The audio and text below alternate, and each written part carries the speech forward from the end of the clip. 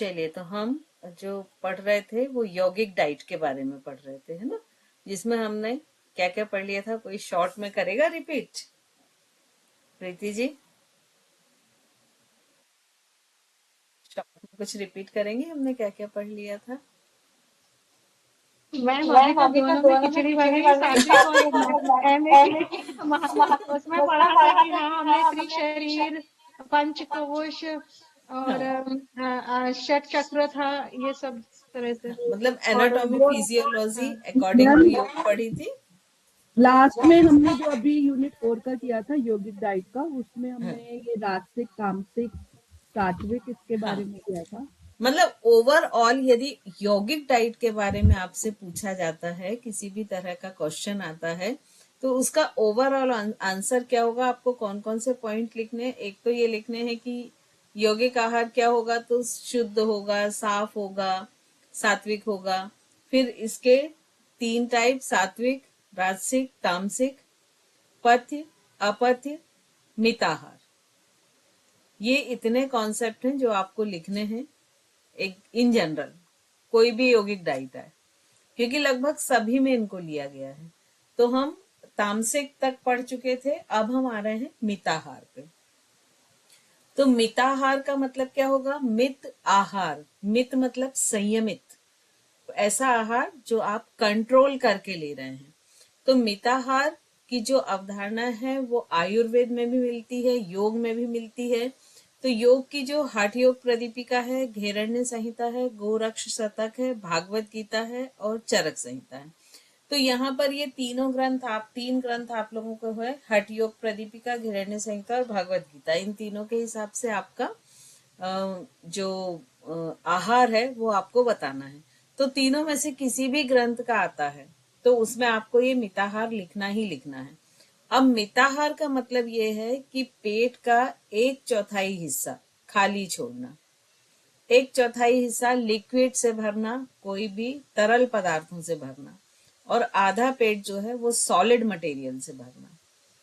ये इसका basic concept है। अब इसमें इसके जो प्रमुख ग्रंथ हैं, तो हठ योग प्रदीपिका के जो श्लोक 57 फर्स्ट चैप्टर में ही 57 और 63 में मिताहार का वर्णन है। और उसमें उन्होंने क्या बताया है कि भोजन को स्वादिष्ट, पौष्टिक, मन भावन और शरीर और आत्मा की आवश्यकताओं के अनुरूप बताया है। तो जहां भी शरीर और आत्मा की आवश्यकता के अनुरूप आता है तो कौन सा भोजन वहां पर आएगा? सात्विक, है ना। कुछ और अगर हम थोड़ा सा कंप्रोमाइज करें तो राजसिक आ सकता है, क्योंकि कुछ काम ऐसे हैं जैसे सैनिक हैं, स्पोर्ट्समैन हैं, इन लोग को राजसिक भोजन ही खाना पड़ेगा क्योंकि इनको फिजिकल एनर्जी की बहुत अधिक आवश्यकता होती है। लेकिन तामसिक भोजन जो है वो शरीर और आत्मा की आवश्यकताओं में कहीं भी फिट नहीं आता है। और अगर हम योग के संदर्भ में, चूंकि हम अगर हठ योग प्रदीपिका या घेरण्य प्रदीपिका या कोई भी योग का शास्त्र पढ़ रहे हैं तो वो योग से रिलेटेड है। तो योग से रिलेटेड में कौन सा भोजन आएगा? सात्विक।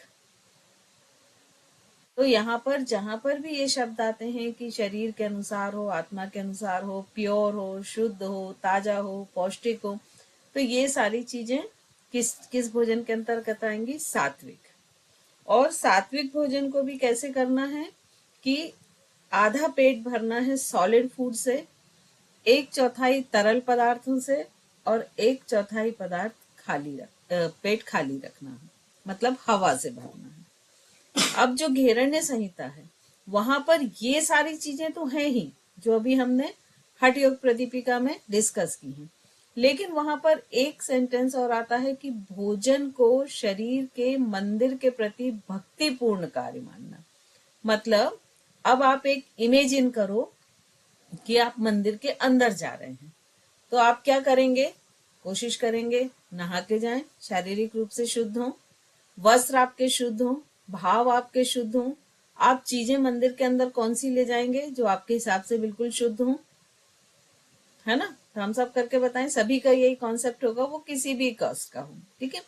तो यहाँ पर ऐसा बोला गया है कि आप अपने शरीर को मंदिर माने और उसमें जो आप आहार ले रहे हैं वो मतलब आप मंदिर के अंदर उन चीजों को प्रविष्ट करा रहे हैं, तो वो ही चीजें उसके अंदर प्रविष्ट कराएं जो मंदिर में प्रविष्ट कराने योग्य हों। तो यहाँ पर मिताहार को तो माना ही गया है, सात्विक फूड को माना ही गया है, साथ ही यहाँ पर एक और अवधारणा दी गई है कि आप अपने शरीर को एक मंदिर के जैसा माने और भोजन को एक प्रसाद के रूप में लें और मंदिर के अंदर वही भोजन लेकर जाएं जो मंदिर के अंदर ले जाने लायक शुद्ध हो, पवित्र हो, सचेतन हो, ये सारी चीजें उसमें इंक्लूडेड हो। फिर जो गौरक्ष शतक है उसमें क्या बताया गया है कि नियंत्रित और मध्यम आहार। तो जो आहार है वो नियंत्रण में होना चाहिए। नियंत्रित से क्या मतलब है कि कई बार देखिए ऐसा होता है कि हमको सपोज किसी एक खाने का टेस्ट बहुत अच्छा लगा तो हम उसको ओवर डाइट ईट कर लेते हैं कि वो टेस्ट अच्छा लग रहा है। तो यहाँ पर हमारा टेस्ट पर नियंत्रण हो, क्वांटिटी पर नियंत्रण हो, तो ये नियंत्रित होना चाहिए। और मध्यम आहार मतलब संयमित होना चाहिए। और ये जो दोनों चीजें हैं, ये मिताहार, नियंत्रित भोजन होना, सात्विक होना, ये एक गौरक्ष संहिता में प्रमुख अंग माना गया है योग साधक की योग साधना में आगे बढ़ने के लिए। और दूसरा यहाँ पर ये दिया गया है सभी ग्रंथों में योग के कि खाना आपको तभी खाना है जब भूख लगे। बिना भूख लगे भोजन का सेवन जो है वो निषेध बताया गया है। और भूख लगने पर भी मिताहार के साथ भोजन को करना है। अब भगवत गीता की बात करें तो भगवत गीता में भोजन का मिताहार तो बताया ही है, लेकिन उसके साथ साथ भोजन को सात्विक, राजसिक, तामसिक 3 श्रेणियों में बांटा है। और इन तीनों श्रेणियों में, तीनों जो क्लासिफिकेशन किया है, इसके हिसाब से बताया है कि उसका आध्यात्मिक प्रभाव क्या होता है। सात्विक भोजन का आध्यात्मिक प्रभाव क्या होता है, राजसिक का क्या होता है और तामसिक का क्या होता है। तो ये प्रभाव बताकर भगवत गीता में ये कहा गया है कि जो तामसिक भोजन है वो ज्यादातर जो शूद्र वर्ण होते थे, पहले 4 वर्णों में जब समाज विभाजित थी, तो जो शूद्र वर्ण होता था वो तामसिक भोजन करता था। जो क्षत्रिय होता था, उसमें हम आज के कंसर्न में देखें तो हम स्पोर्ट्स को भी शामिल कर सकते हैं, उनके लिए राजसिक भोजन। और जो स्पिरिचुअल में आगे बढ़ता था, जो अध्यात्म में आगे बढ़ना चाहता था, उसके लिए सात्विक भोजन। तो इस तरह का वर्णन भगवत गीता में किया। फिर चरक संहिता में किस तरह से किया है कि शरीर को, आहार को शरीर, स्वास्थ्य, जलवायु और व्यक्तिगत आवश्यकताओं के अनुसार संयमित मात्रा में लेने की बात करती है, जो मिताहार के सिद्धांत के अनुरूप है। तो जो चरक संहिता है ये मिताहार को तो सपोर्ट कर ही रही है, इसके साथ ये बोल रही है कि जो भी आहार जो व्यक्ति ले रहा है, ये स्पेसिफिक यूनिट की बात कर रही है कि एक पर्सनली कस्टमाइज करके आहार लेना चाहिए। ऐसा नहीं है कि यदि हम बोलते हैं कि मान लीजिए पनीर प्रोटीन रिच होता है तो सभी पनीर ले सकें। हो सकता है किसी को यूरिक एसिड बढ़ रहा हो तो उसको पनीर नहीं खाएगा वो। तो यहाँ पर जो चरक संहिता में बात करते हैं वो ये करते हैं कि व्यक्तिगत आवश्यकताओं के अनुसार ही भोजन होना चाहिए। एक चीज किसी के लिए बहुत, जैसे अभी हमने पनीर का एग्जाम्पल लिया, अब यदि मान लीजिए कोई ग्रोइंग चाइल्ड है या बहुत कोई वृद्ध अवस्था में है तो पनीर उसके लिए पथ्य हो जाएगा, एक बहुत अच्छा आहार हो जाएगा। वही मान लीजिए किसी को यूरिक एसिड बढ़ रहा है तो उसके लिए वो अपथ्य हो जाएगा। तो चरक संहिता में ये कहना है कि पथ्य अपथ्य को हम स्पेसिफिक दो टेबल्स में नहीं डिवाइड कर सकते हैं। कुछ चीजें जो किसी के लिए पथ्य हैं, बेनिफिशियल है, वो हो सकता है किसी दूसरे के लिए अपथ्य हो, या जो चीजें किसी के लिए अपथ्य हो वो किसी और के लिए पथ्य हो। तो यहाँ पर बहुत जोर दिया है कि उस व्यक्ति का शरीर की बनावट कैसी है, उसका स्वास्थ्य कैसा है, वो किस क्लाइमेट में रह रहा है, किस तरह का वो काम कर रहा है, उसकी मनोवृत्तियां क्या क्या हैं, उन सब चीजों को देखते हुए उसकी व्यक्तिगत आवश्यकताओं के अनुसार संयमित भोजन लेना चाहिए। ये चरक संहिता में बताया गया है।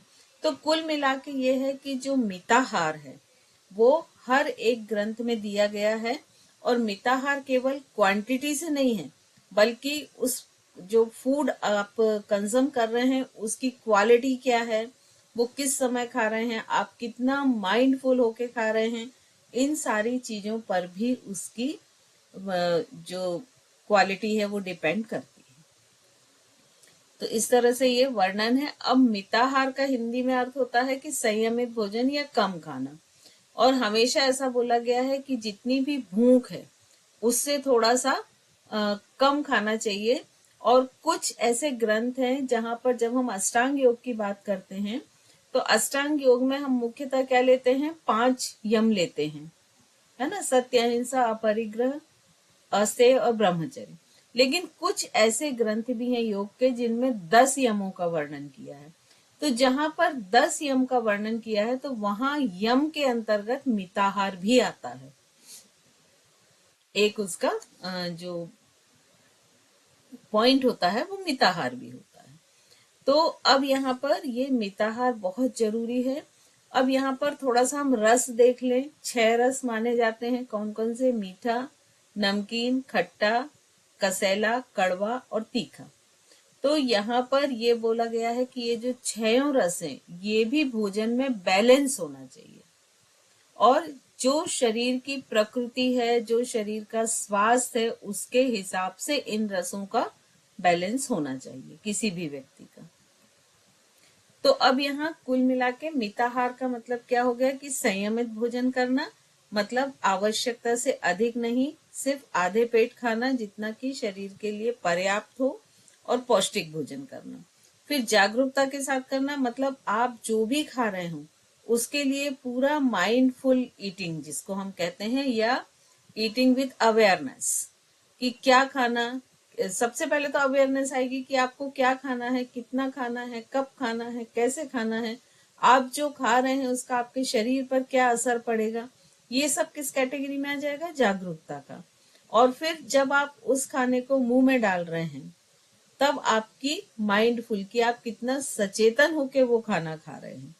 और फिर बैलेंस डाइट, तो मतलब योगियों के लिए मधुर और कषाय रस वाले भोजन को लेने का कहा जाता है, जबकि कटु, अम्ल, खट्टा, नमकीन, तीख इन भोजनों से जो योग करता है उन्हें बचना चाहिए। तो इस तरह से अगर हम इसका पूरा इन ऑल कंक्लूजन देखें तो क्या है कि सबसे पहले तो जो भोजन है उसकी क्वांटिटी जो है वो एक फिक्स होनी चाहिए, और पूरा जितने में पेट भर जाए उससे कम होनी चाहिए। भोजन सात्विक होना चाहिए। सात्विक भोजन में दूध, घी, दाल, फल, सब्जी ये सब आता है।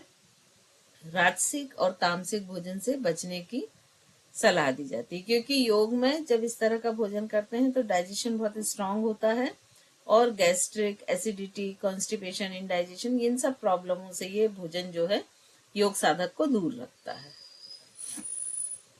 तो मिताहार का कॉन्सेप्ट कुल मिला के कितना है कि आधे पेट solid food, 1/4 liquid, 1/4 empty stomach, और उसके साथ माइंडफुल प्रैक्टिस, सचेतन भोजन पर यहाँ पर बहुत अधिक महत्व दिया गया है। अब जो मिताहार है इसको 50-25-25 डाइट रूल भी कहते हैं, मतलब 50 ठोस आहार, 25 तरल पदार्थ और 25 खाद्य स्नान। तो इसको 50-25-25 डाइट रूल भी कहा जाता है मॉडर्न लैंग्वेज में। अब इस डाइट को जो चीजें प्रभावित करती हैं वो क्या है, एक तो पहला व्यक्तिगत संविधान, मतलब भोजन सही मात्रा में उस व्यक्ति के लिए हो, मतलब ऐसा ना हो कि वो आधे पेट के चक्कर में इतना कम खाना ले कि उसको जो पोषक तत्व हैं वो ही कम मिलने लगे, या वो अधिक खाना ले ले कि पेट पूरा भर जा रहा है और वो सोचे हम आधा ही खा रहे हैं। फिर वो जो खाना हो उसकी एज, उसकी लाइफ स्टाइल, उसका जेंडर, उसकी मेटाबॉलिज्म, उसकी वर्किंग स्टाइल, उसके शरीर के त्रिदोष, इन सब के अकॉर्डिंग जो है वो डिजाइन किया गया हो। और फिर शरीर के संकेत, मतलब भोजन की मात्रा को निर्धारित करने का सबसे अच्छा तरीका क्या है कि आप अपने शरीर के भूख के संकेतों को सुने, बिना भूख के भोजन नहीं करें, और जैसे ही आपको लगता है कि सेटिस्फेक्शन मिल गया है तो खाना बंद कर दो। फिर इसमें मिताहार में कुछ चीजें और बहुत इम्पोर्टेंट दी गई हैं कि जैसे आप जो भी खाना खा रहे हैं उसे अच्छी तरह चबा के खाएं, हर एक कौर को चबा के खाएं, और ग्रंथों में इसे 24 से 32 बार तक चबाने की एक बाइट को सलाह दी जाती है, ताकि वो बहुत अच्छी तरह से पेस्ट फॉर्म में बन जाए और उसमें सलाइवा भी मिक्स हो जाए। फिर नियमित अंतराल मतलब अपने शरीर को प्रकृति, लय और पाचन क्रियाओं को बनाए रखने के लिए नियमित समय पर और एक समान समय पर भोजन करें। मतलब आपकी जो सर्केडियन क्लॉक होती है उसको फिक्स करने के लिए कोशिश करें कि ज्यादातर आप नियमित समय पर अपनी भोजन रूटीन बनाएं और उसी समय पर खाना खाएं, और जो खाना है उसकी क्वांटिटी से अधिक उसकी क्वालिटी पर जोर दें कि उसकी क्वालिटी क्या है। क्वांटिटी कम ज्यादा हो लेकिन क्वालिटी बेस्ट हो।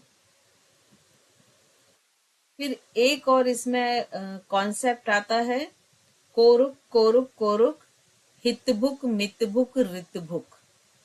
ये कॉन्सेप्ट है जिसको हित मित ऋतभुक बोला जाता है, और इसका मतलब क्या है कि कौन स्वस्थ है, कौन स्वस्थ है, कौन स्वस्थ है। हितभुक मतलब हितकर भोजन करने वाला स्वस्थ है, मितभुक मतलब कम भोजन करने वाला स्वस्थ है, और ऋतभुक मतलब ऋतुओं के अनुसार भोजन करने वाला व्यक्ति ही स्वास्थ्य और सुखी है। तो ये बहुत सारी जगह पर ये हितभुक मितभुक ऋतभुक जो है कॉन्सेप्ट जो है काम करता है। तो ये इसका अगर हम देखें मितभुक हितभुक ऋतभुक, तो मितभुक मतलब भूख से कम खाना, हितभुक मतलब सात्विक खाना खाना या हितकारी खाना खाना, उस व्यक्ति के लिए जो पथ्य है उसी को लेना, और ऋतभुक मतलब न्यायोपार्जित खाना खाना या ऋतु के अनुकूल खाना खाना। तो अगर इन 3 चीजों को फॉलो करते हैं तो योग शास्त्र ऐसा बोलते हैं कि या तो शरीर बीमार ही नहीं पड़ेगा, अगर बीमार पड़ा भी तो वो अपने आप को रिकवर करके और अपने आप को हेल्दी खुद कर लेगा। अब यौगिक डाइट हठ योग प्रदीपिका के हिसाब से हम देखते हैं, तो जो हठ योग प्रदीपिका है वहां पर मिताहार, पथ्य, अपथ्य, ये 3 चीजों की यहाँ पर चर्चा होती है। तो हठ योग में ऐसा कहा गया है कि जो भी योग का अभ्यासी है, हठ योग का अभ्यास करता है, उसको विधि पूर्वक मिताहार के नियमों का पालन करना चाहिए। अब मिताहार शब्द से सभी परिचित हैं, तो इसको हम बार बार रिपीट नहीं करते हैं, है ना, क्योंकि आहार शुद्धि से ही सत्व की शुद्धि है। आहार शुद्धो सत्व शुद्धि मतलब सत्व का अर्थ मन या चित्त से है। तो यहाँ पर योग में कहा जाता है कि जैसा आहार आप खाएंगे वैसा आपका मन होगा, जैसा आपका मन होगा वैसा आपका तन होगा। तो इस सिद्धांत पर योग काम करता है, मतलब आहार का असर। अब जैसे आप देखिए, कभी आप फील कीजिए कहीं रात में आप पार्टी में गए या किसी के साथ डिनर पे गए, होटल का बहुत हैवी खाना खा लिया या किसी पार्टी का खाना खाया, हैवी था, आके सो गए, तो आप देखिए सुबह भी आप जब उठते हैं तो आपको हल्कापन नहीं लगता है, शरीर में एक हैवीनेस लगती है। और वहीं जब आप 6 बजे करीब अपने घर का जो सिंपल फूड होता है वो खाते हैं और सोते हैं तो दूसरे दिन आपको बहुत हल्का लगता है। तो जो भी आप खाना खाते हैं उसका आपके शरीर पे मन होता है, शरीर पे असर होता है। अब मन पे कैसा असर होता है कि देखिए, जैसे आपने तामसिक खाना खाया तो क्या होगा, मन में आलस आलस आएगा, नेगेटिव विचार ज्यादा आएंगे, बहुत सुस्ती लगेगी, और नतीजा क्या होगा कि इन्हीं विचारों का मन पे असर होगा कि चलो पड़े रहें, सोते हैं, आराम से नहीं उठते हैं, क्या करना आज उठ के, ये काम है, चलो कल कर लेंगे आज, है ना। तो वो जो आपकी फिजिकल एनर्जी है वो किससे इफेक्ट होती है, मेंटल एनर्जी से, है ना। इसका हम एग्जाम्पल कैसे समझ सकते हैं कि मान लीजिए आपने 18-20 घंटे काम किया, आप बुरी तरह थक चुके हैं और अब आप बिस्तर पे बैठे और आप बोले अब तो हम कुछ भी नहीं कर सकते हैं, बहुत बुरी तरह थक चुके हैं, अब तो पानी भी मुझे कोई यहाँ लाके दे दे। और अचानक आपके पास खबर आती कि आपका कोई एकदम नियरेस्ट या डियरेस्ट है, उसको कुछ अटैक आया या एक्सीडेंट हो गया, वो हॉस्पिटल में एडमिट है। आप देखिए, आप 1 सेकंड के अंदर उठते हैं और हॉस्पिटल की ओर चल पड़ते हैं, है ना? क्यों? क्योंकि आपकी जो फिजिकल एनर्जी है वो किससे इफेक्टेड होती है? मेंटल एनर्जी से। और मेंटल एनर्जी किससे इफेक्टेड होती है? जो आप खाना खाते हैं। तो इसीलिए योग में खाने को बहुत अधिक महत्व दिया है। तो हठ योग प्रदीपिका में खाने के लिए वो चीजें बोली गई हैं जो पौष्टिक हों, पचने में बहुत जल्दी पच जाएं, मीठी हो। फिर जैसे अनाज में गेहूं, चावल, जौ, दूध और घी लेने के लिए बोला है। सब्जियां, कुछ सब्जियों के बारे में बोला है। दालें, शुद्ध जल और शहद का भी हठ योग में सेवन करना बताया गया है। कठोर, पुराने, तीखे या बहुत अधिक मसालेदार खट्टे खाद्य पदार्थों से परहेज करने की सलाह दी है, क्योंकि ये जो पदार्थ होते हैं ये दर्द और सुस्ती का कारण बनते हैं। और मिताहार का जो सिद्धांत है वो तो सभी कोई भी आपका शास्त्र हो, चाहे वो भगवत गीता हो, हिरण्य संहिता हो, हठ योग प्रदीपिका हो, शिव संहिता हो, गौरक्ष, कोई भी हो, उसमें आपको मिताहार का तो मिलेगा ही। अब इन्होंने हठ योग प्रदीपिका के हिसाब से कौन कौन से खाद्य पदार्थों को बोला है। अनाज में गेहूं, चावल, जौ, शास्त्री का एक प्रकार का चावल होता है जो 60 दिन में पकता है। अच्छे अनाज, बाकी डेयरी प्रोडक्ट में दूध और घी, लेकिन यहाँ पर शुद्ध दूध का बोला गया है, ठीक है।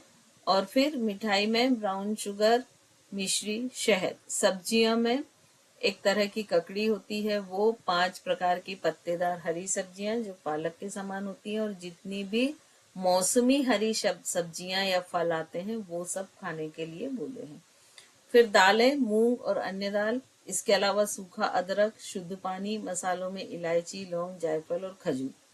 ये सारी चीजें जो हठ योग प्रदीपिका में है वो खाद्य पदार्थ के रूप में वर्णित की गई हैं। वहीं पर निषिद्ध खाद्य उन्होंने कौन कौन से बताए हैं। बहुत ही कठोर, बासी या अत्यधिक गर्म भोजन, ऐसा कोई पदार्थ जो अत्यधिक कड़वा, खट्टा, नमकीन, सूखा या ज्वलनशील हो। फिर कोई भी ऐसी चीज जो पचने में बहुत हैवी हो और जो डाइजेशन के ऊपर बहुत अधिक प्रेशर डाले। ऐसा खाद्य पदार्थ जो दर्द, दुख या बीमारी का कारण बनते, मतलब बासी, बचा हुआ खाना, जंक फूड, फाइन फ्लोर, ये सारी चीजें जो हैं ये भविष्य में दर्द या दुख का कारण बनते हैं। फिर योग साधक के लिए अपथ्य, जो अब अभी तो ये जनरल व्यक्ति के लिए बात है, अब जो योग साधना कर रहा है, हठ योग को साध रहा है, उसके लिए क्या चीजें अपथ्य हैं। कटु रस, अम्ल रस, तीक्ष्ण रस, लवण रस, उष्ण, प्राकृतिक हरे साग, मतलब ऐसे हरे साग जो गर्म प्रवृत्ति के हों। कांजी, तेल या तेल से बने पदार्थ, तिल, सरसों, मध्य, मत्स्य, मांस, दधी, मठा, कुल्थी, बेर, तिल के लड्डू, रेवड़ी, हींग, लहसुन। ये सारे चीज हठ योग साधक के लिए अपथ्य बताए गए हैं। और अब कोई भी पथ्य की जब हम बात करते हैं तो कोई भी खाना पथ्य कैसे बनता है, उसकी 6 विशेषताओं को देख के, कि उसकी मात्रा क्या है, काल क्या है, क्रिया क्या है, भूमि क्या है, देह क्या है और देश क्या है। ये जो 6 पॉइंट्स हैं, ये इनको जब हम इन पर किसी खाने को कैलकुलेट करते हैं तब समझ में आता है कि वो खाना उस पर्टिकुलर व्यक्ति के लिए पथ्य है या अपथ्य। तो पथ्य के लिए सबसे पहले मात्रा का मतलब है कि कितनी मात्रा में भोजन खाए, क्योंकि हर व्यक्ति की जो क्वांटिटी है वो डिफरेंट हो सकती है, अलग अलग हो सकती है। तो यहाँ पर वहाँ जो क्वांटिटी है वो बहुत मैटर करती है। किसी व्यक्ति का हो सकता है 2 रोटी में ही आधा पेट भर जाता है, लेकिन किसी का 4 रोटी में भरेगा आधा पेट।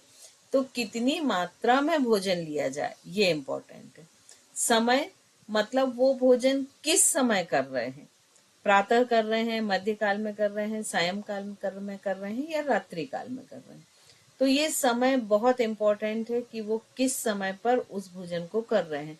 हो सकता है कि वो भोजन जो मध्यम काल के लिए बहुत अच्छा हो, वहीं अगर वो रात्रि काल में कर लें तो वो उनके लिए ठीक ना हो। तो समय का बहुत वैल्यू होती है। फिर क्रिया, मतलब जब भोजन कुक किया गया है तो जिसने भोजन पकाया है उसके भाव क्या थे, जिस पे हम ज्यादातर लोग ध्यान नहीं देते हैं कि किस भाव के साथ वो भोजन पकाया गया है। फिर भूमि, मतलब किस मौसम और किस स्थान का वो भोजन है। तो जैसे यहाँ पे हमेशा हम बोलते हैं कि लोकल और सीजनल हो तभी वो बेस्ट होता है। देह, मतलब जो व्यक्ति उस भोजन को ग्रहण करने वाला है उसकी मानसिक शारीरिक अवस्था कैसी है, वो स्वस्थ है कि नहीं, उसको किसी तरह के रोग हैं क्या, उन सब चीजों पे देह आती है। और लास्ट होता है देश। देश से तात्पर्य व्यक्ति और समाज दोनों से है। मतलब व्यक्ति की जो चेतना होती है वो व्यष्टि कहलाती है और जो समाज की चेतना होती है वो समष्टि कहलाती है। तो यदि व्यक्ति और समाज दोनों का संगठन सही है, आनंद देने वाला है, तो वो जो आहार है वो व्यक्ति को ऊर्जा देगा। इसको आप ऐसे समझ सकते हो कि जैसे कई बार ऐसा होता है कि मान लीजिए घर में कोई बातचीत हो गई, तो आप देखिए कितना भी अच्छा भोजन बनाया हो वो बेरस लगता है। और कई बार यदि परिवार में बहुत शांति है, प्रसन्नता है, तो वो सिंपल सब्जी रोटी भी आपको बहुत अच्छी लगती है कि सब एक साथ बैठ के हंस के शांत भाव से खा रहे हैं। तो यहाँ पर डिपेंड करता है कि आपके आसपास जो लोग हैं उनके साथ आपकी मन स्थिति कैसी है। यदि वो मन स्थिति बहुत अच्छी है तो वो उस समय आप जो भोजन करेंगे वो शरीर मन को स्वस्थ भी करेगा और आनंद भी देगा। और यदि वो मन स्थिति अच्छी नहीं है तो आप कितना भी अच्छा भोजन कर लें, वो शरीर और मन को ना तो स्वास्थ्य देगा और ना ही आनंद देगा। तो यहाँ पर ऐसा बोला गया है हठयोग प्रदीपिका में कि जैसे किसी एक गाड़ी को चलने के लिए ईंधन की जरूरत होती है, बिल्कुल वैसे ही हमारे शरीर के लिए भोजन की जरूरत होती है। भोजन ही हमारे शरीर रूपी गाड़ी को चलाने का ईंधन है। अब अगर मान लीजिए पेट्रोल गाड़ी है और उसमें हम डीजल डाल दें या कोई मिलावटी डाल दें ईंधन, तो वो उसके जो कलपुर्जे हैं, उसके जो सारे टूल्स हैं, वो सब बहुत जल्दी खराब होंगे और गाड़ी खराब हो जाएगी। तो वही चीज व्यक्ति पर भी लागू होती है कि यदि वो सही भोजन को चूज नहीं करता है तो उसका शरीर बहुत जल्दी आहार खराब होने से शरीर भी धीरे धीरे खराब होता जाएगा। तो यहाँ पर बोला है यथा योग्य आहार विहार, मतलब जो जरूरी है वो यथा योग्य, मतलब व्यक्तिगत रिक्वायरमेंट के हिसाब से, उसकी पर्सनल रिक्वायरमेंट जो है या व्यक्तिगत आवश्यकता जो है उसके हिसाब से उसका आहार हो, विहार हो और निद्रा हो, उसकी लाइफ स्टाइल हो, तो वही जो है उस खाना जो है वो किसी भी योग साधक के लिए बेस्ट माना जाता है। अब ये जो पथ्य योग साधक के लिए क्या क्या है, गेहूं 60 दिन की अवधि में खेत में पक जाने वाले चावल, जौ, दूध, घी, शक्कर, मक्खन, मिश्री, मधु, सौंठ, परवल, फल। शास्त्र बोधित पंच शाक, मतलब 5 पत्ते वाली नेचुरल सब्जी होती है, मूंग और पवित्र व शुद्ध स्वच्छ जल। ये इतनी चीजों को बताया है। जो एक हठ योग का योगी होता है वो इन सारी चीजों को खाने में यूज करता है। अब इसमें जो कुछ सिद्धांत बताए हैं खाने से रिलेटेड वो क्या है, मिताहार मतलब संतुलित खाएं, सात्विक भोजन मतलब सभी जितने भी योग ग्रंथ हैं तो उनमें सात्विक भोजन की ही बात की गई है योग साधक को खाने के लिए।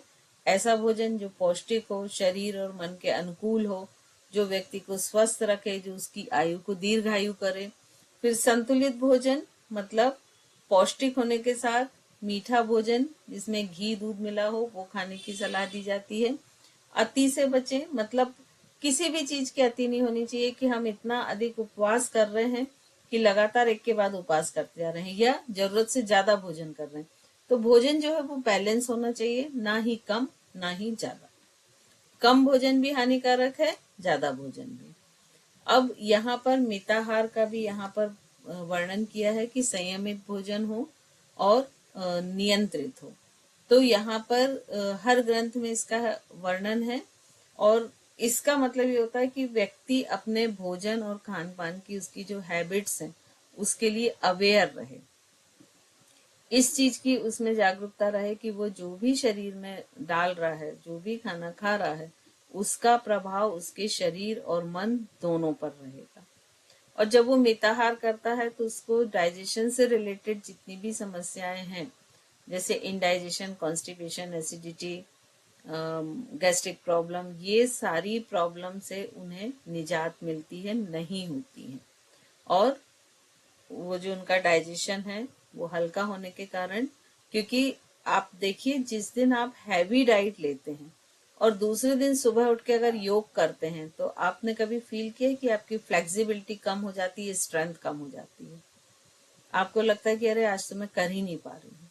लेकिन जब लाइट फूड आप लेके सोते हैं और दूसरे दिन सुबह उठ के करते हैं तो वही चीज आपकी बहुत अच्छी होती है। तो योग साधना जब भी करते हैं तो योग साधना मतलब यहाँ हम आसन या प्राणायाम से ले रहे हैं सेंस, तो आसन और प्राणायाम पर भी खाने का और मन का प्रभाव पड़ता है। यदि आपका मन किसी दिन बहुत नेगेटिव हो, बहुत ऐसा हो कि अरे आज तो बहुत आलस लग रही है, उस दिन आप योग करके देखें, आपको लगेगा कि शरीर बैंड ही नहीं हो रहा। तो जब भी हम कोई आसन या प्राणायाम करते हैं, प्राणायाम में आप देखें ऐसे जनरल में मालूम पड़ा आप 10 तक इनहेल करके 40 तक होल्ड करके 20 तक एक्सेल कर लेते, और जिस दिन खाना गड़बड़ हुआ तो मालूम पड़ा 5, 20, 10 भी नहीं हो पा रहा है। तो जो आसन प्राणायाम होते हैं, इनका जो भी योग साधक होता है उसकी जो लाइफ स्टाइल है, उसके जो खाने का ढंग है, उससे उसके शरीर पर बहुत प्रभाव पड़ता है। और आसन करने में उस पर शरीर और मन दोनों का प्रभाव पड़ता है। यदि शरीर और मन स्वस्थ हो तो आसन बहुत अच्छा होगा, यदि शरीर और मन भारी हो, नकारात्मक हो, तो उस दिन आसन भी अच्छा नहीं होगा। मिताहार की धारणा फिर वही है, आधा पेट फ्रेश फूड, 1/4 वाटर, 1/4 एम्प्टी। इसकी चर्चा 30 से अधिक ग्रंथों में हुई है। मतलब योग के लगभग जितने भी फेमस ग्रंथ हैं सभी में मिताहार को बोला गया है। और हठ योग प्रदीपिका में बोला है कि जिसने ब्रह्मचर्य का पालन किया हो, मिताहारी हो, त्यागी हो तथा योग के प्रति पूर्ण समर्पित हो, ऐसा साधक 1 वर्ष या उससे कुछ अधिक समय में सिद्धियों को प्राप्त कर लेता है, ऐसा निश्चित ही होता है। फिर कहा गया है कि जो योगी साधक 12 वर्षों तक नियमित रूप से आत्मा का ध्यान करता है, मर्यादित अर्थात मिताहार भोजन करता है और सिद्धासन का अभ्यास करता है, वह इनके द्वारा योग में निष्पत्ति अवस्था को प्राप्त कर लेता है। जिसने सिद्धासन सिद्ध कर लिया उसके लिए अन्य बहुत सारे आसन करने का क्या प्रयोजन है। मतलब जो सिद्धासन है उसको बेस्ट आसन माना गया है यहाँ पर। तो मिताहार और सिद्धासन के सहारे भी व्यक्ति निष्पत्ति की अवस्था को प्राप्त कर सकता है। फिर सुस्निग्ध तथा मधुर भोजन भगवान को अर्पित कर अपने पूर्ण आहार का चतुर्थांश कम खाया जाए, उसे मिताहार कहते हैं। तो ये सब जो श्लोक हैं ये हठ योग प्रदीपिका के हैं जिनमें इनका भोजन के बारे में वर्णन मिलता है। अब यहाँ पर अगर हम ओवरऑल कॉन्सेप्ट देखें तो क्या है कि एक तो बहुत शांति के साथ पीसफुली खाने को खाया जाए। दूसरा ये माना जाए कि आप वो खाने को अपने शरीर रूपी मंदिर में अर्पित कर रहे हैं और आपकी बॉडी एक मंदिर है, तो वही खाना उसे ऑफर करें जो आप एक मंदिर के अंदर प्रसाद के रूप में रख सकते हैं या चढ़ा सकते हैं। और इससे मिलेगा क्या? फिजिकल हार्मोनी, मेंटल क्लियरिटी और स्पिरिचुअलिटी प्रोग्रेस।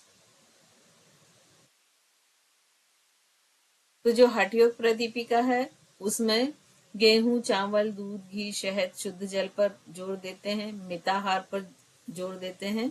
ये हठ योग की प्रमुख है। और हठ योग के प्रमुख सिद्धांत मिताहार, सात्विक भोजन, ताजा और आसानी से पचने योग्य भोजन, परहेज करने ये किससे बोलते हैं? बासी, मसालेदार, खट्टे, नमकीन, तले हुए खाद्य पदार्थ या बहुत अधिक कैफीन या शराब। सचेत भोजन, माइंडफुल ईटिंग पर बहुत अधिक जोर दिया गया है हठ योग प्रदीपिका में। मतलब शांत और स्थिर मन से भोजन करें और उस ऐसा सोच के करें कि वो एक प्रसाद के रूप में है और वो आपको आध्यात्मिक आपका विकास करेगा। फिर जो यहाँ पर पथ्य आहार बताए हैं वो अनाज, दूध, मिठाई, सब्जियां, दालें, तरल पदार्थ, तो ये सब अगर हम हठ योग के अनुसार आहार लेते हैं तो ये उचित आहार से दवा के बिना ही शरीर ठीक हो जाता है। मतलब जो बॉडी के हीलिंग पावर्स हैं वो बहुत अधिक इम्प्रूव हो जाते हैं और यदि थोड़ी मोड़ी बीमारी होती है तो व्यक्ति अपने आप को सेल्फ हील अप कर लेता है।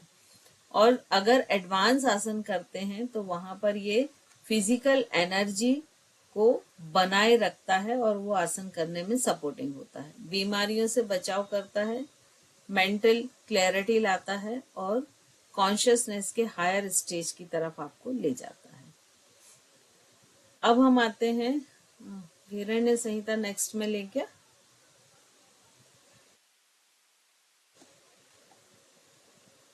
जी मैम। Yes ma'am. क्योंकि काफी लंबा हो गया है ये।